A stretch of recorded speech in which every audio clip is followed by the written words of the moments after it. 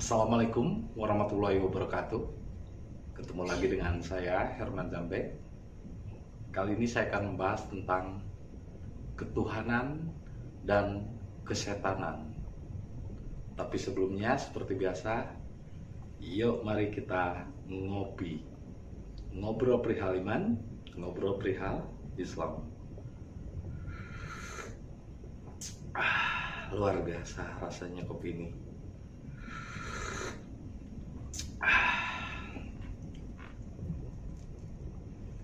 Hidup akan terasa lebih indah jika kita menikmati dengan rasa. Nah, ini saya akan mengulang kembali video tentang ketuhanan dan kesetanan. Itu adalah perbedaannya membumi dan melangit. Jadi hakikatnya orang-orang yang benar-benar berketuhanan artinya adalah Tuhan sudah meliputi di dalam dirinya, baik di luar diri yang paling luar dan di dalam diri yang paling dalam. Maka sifat dan kelakuannya lebih kepada kemanusiaan.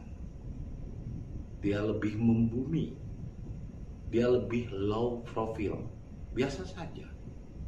Bahkan dia tidak pernah membicarakan tentang Tuhan, tidak pernah membicarakan tentang Allah, menggembor-gemborin Allah, Tuhan dan lain sebagainya. Setiap bertemu dengan orang selalu membicarakan Tuhan. Tidak, justru orang-orang yang berketuhanan, dia akan bekerja layaknya manusia biasa. Karena memang ketika dia bertuhan, tugas untuk menjadi manusia, bukan untuk menjadi Tuhan. Jadi tugasnya kita diciptakan itu untuk jadi manusia, bukan untuk jadi Tuhan. Jadi tidak perlu menghakimi orang lain, tidak perlu mengharamkan ini, mengharamkan itu. Itu tugas Tuhan, bukan tugas manusia. Sehingga manusia yang berketuhanan adalah manusia yang membumi, yang lebih banyak bekerja, bergerak, melakukan yang terbaik yang berguna bagi dirinya, keluarganya, dan orang lain, dan juga bangsanya. Khairun nas anfa'uhum linnas. Sebaik-baiknya manusia adalah yang berguna bagi dirinya dan orang lain. Ini adalah ketuhanan. Berbeda dengan orang yang kesetanan.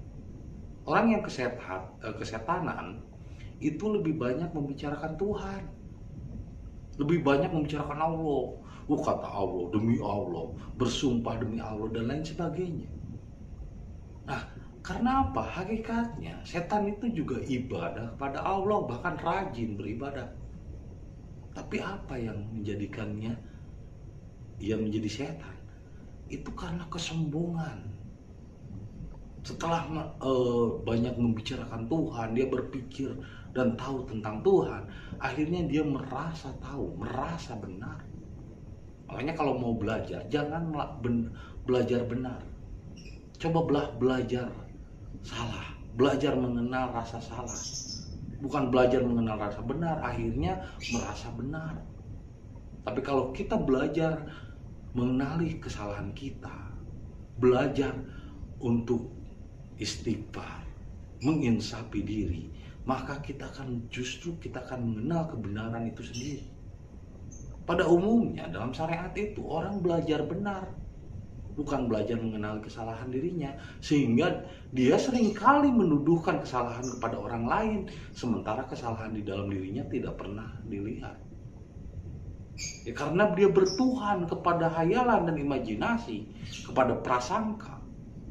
Oh, Tuhan harus begini, harus begitu, harus ibadah, harus sholat. Katanya Islam itu harus sholat. Terbalik, bukan Islam harus sholat, tapi sholat itu harus Islam. Ketika kita melaksanakan sholat, itu harus berserah diri pada Allah. Bukan sholat itu Islam itu harus sholat, sholat itu harus Islam.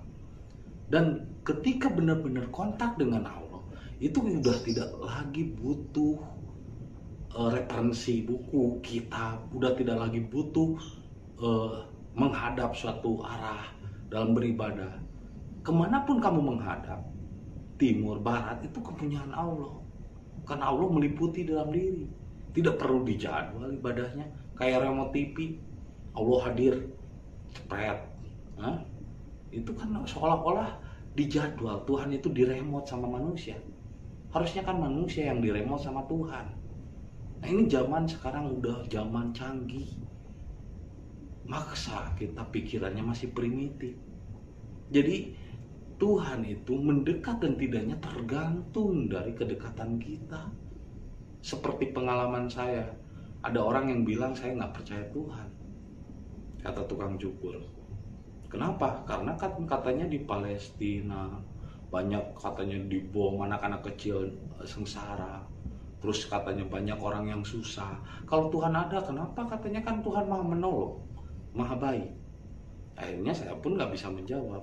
Pas keluar ada ada pengamen yang rambutnya gondrong, kayak pemain reggae panjang gitu di gimbal. Saya ajak, saya kasih rokok, kamu ikut dengan saya ke tukang cukur. Akhirnya saya balik lagi ke tukang cukur setelah selesai dicukur.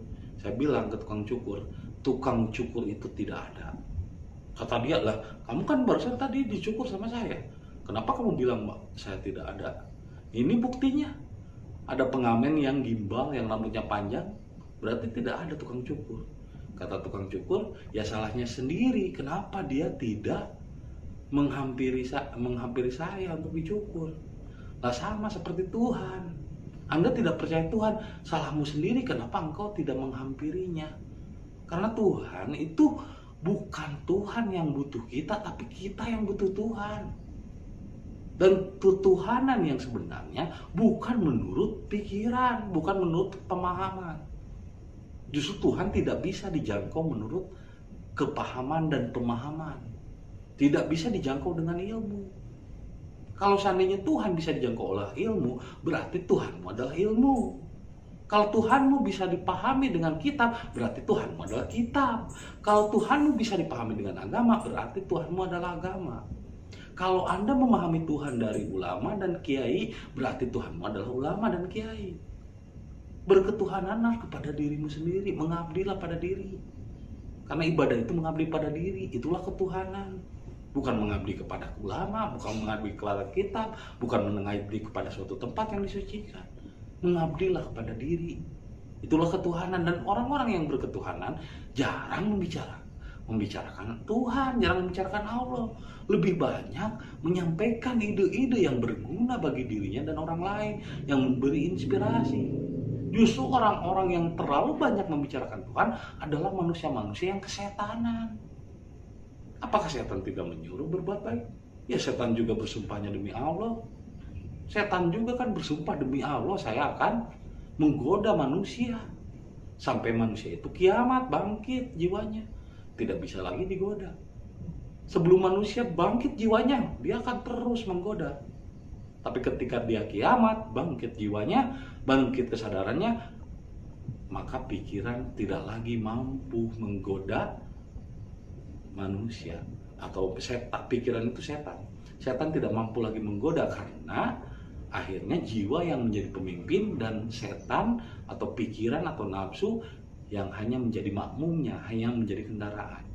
Sementara bagi orang-orang yang lebih kental dengan syariatnya, pikiran itu menjadi dominasi, menjadi Tuhan. Jadi dia menganggap, oh yang benar itu begini, itu namanya kesetanan.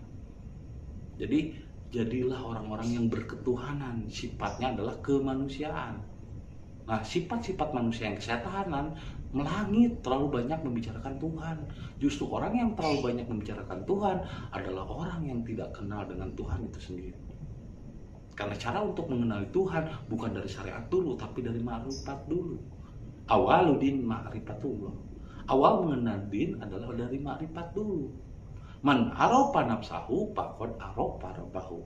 Barang siapa yang mengenali dirinya, maka dia akan mengenali Tuhannya. Jadi kenali dulu dirimu. Itu awal menuju ketuhanan. Jangan terlalu banyak berbicara Tuhan. Ya, tinggal Anda sendiri yang memilih berketuhanan atau kesetanan.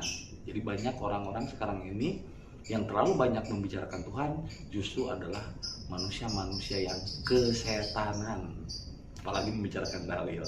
Ya, terima kasih atas kesediaan menonton video saya, dan saksikan terus video-video berikutnya. Kopi ketika otak perlu inspirasi.